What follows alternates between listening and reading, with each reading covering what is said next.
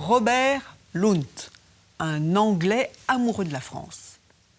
Il avait convaincu sa femme de s'installer avec lui dans le sud-ouest. Ensemble, ils devaient se lancer dans une nouvelle aventure, ouvrir des chambres d'hôtes dans leur grande ferme de 27 hectares. Mais au lieu d'une vie au soleil, c'est une retraite à l'ombre qu'il a gagnée.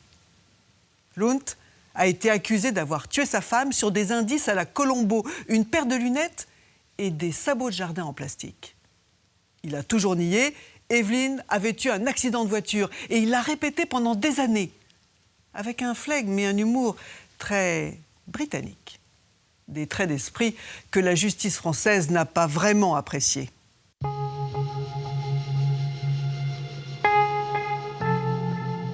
Ressac, en Midi-Pyrénées, lieu-dit de Lavautte, à 1 heure de Castres. C'est dans ce corps de ferme qu'Evelyn et Robert Lunt vivent depuis 3 ans. Ils sont anglais, ils ont 47 et 52 ans et ils ont tout quitté pour ce petit coin du sud-ouest.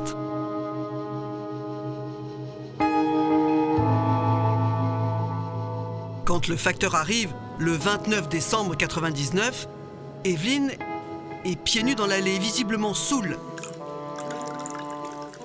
Robert lui reproche de boire, ça chauffe. Evelyn claque la porte. Elle saute dans son 4x4 rouge.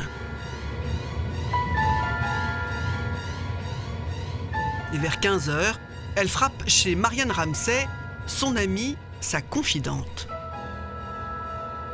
Evelyn est arrivée, elle était hystérique. Pas seulement en pleurs, hystérique.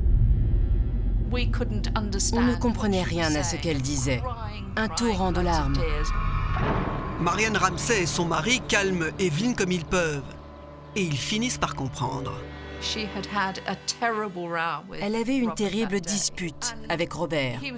Et il avait été vraiment horrible avec elle. Et elle s'était enfuie de la maison parce qu'elle pensait qu'il allait être à nouveau violent avec elle. Evelyn ne peut pas reprendre la route dans cet état. Elle déjeune avec les Ramsay vers 4h, 4h30. Au menu, poisson, petits pois et quelques verres de vin.